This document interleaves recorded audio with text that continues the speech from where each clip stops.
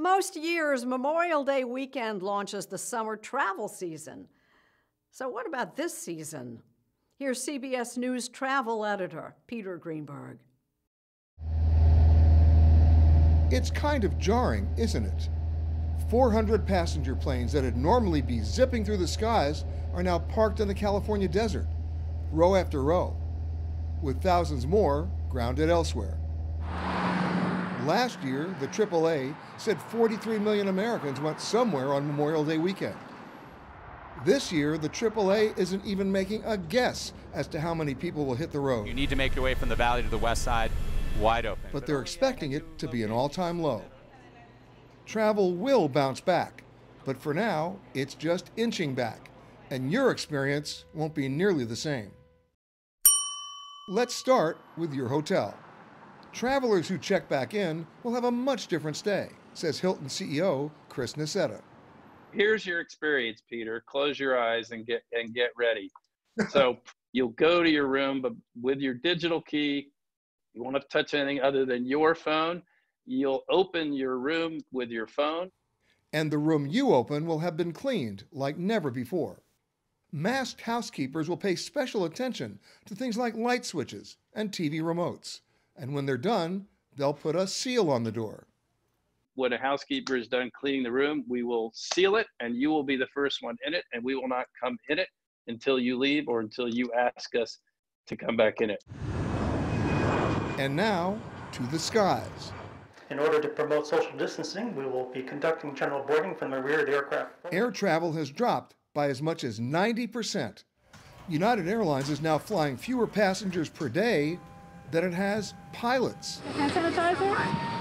But for those who are flying, the experience is different, and not necessarily in a good way.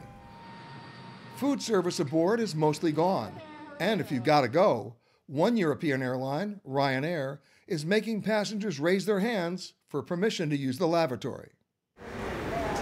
That's not the case for U.S. carriers, yet.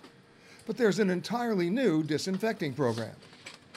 The plane will have been thoroughly cleaned prior to me getting on, and then we're not going to be mixing salad at my seat, are we? Importantly, you won't have a mixed drink at your seat, which may be more of a concern for many. Oscar Munoz is executive chairman of United. I'm assuming no more pillows on the planes for a while, no more blankets on the planes for a while. Yeah, things of that nature, right? You saw that after 9/11, right? We took out cutlery, and then people, things eventually come back. I think once again, in this particular case, once a vaccine is discovered, hopefully, sort of the nervousness sort of dissipates and we can get back to something that's back to the old normal, but things will definitely change. Like other airlines, United already has systems in place to make flying safer.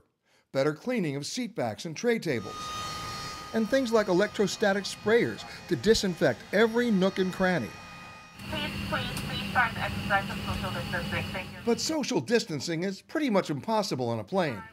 And United was called out a few weeks ago when a passenger tweeted a photo of a packed flight. You had a flight recently that it went viral with somebody claiming that, my God, there was no social distancing at all. What have you done about that? We are going to let you know if you're flying on us a day or two in advance. Hey, by the way, Peter, the flight that you're on seems to be over X% full, 65, 70%. We'll figure out a number. If you're uncomfortable with that, there's a flight leaving 3 hours later that is, has really a lot of capacity. And so if you're uncomfortable and your plans allow that flexibility, so that's what we've sort of pivoted to ensure that you have that. Besides being less crowded, your upcoming flight may also be cheaper. Hi, welcome, sir. Thank you. You can find a lot of bargain flights right now, but since some airlines are losing $100 million a day, you can also expect fewer flights and more turbulence ahead.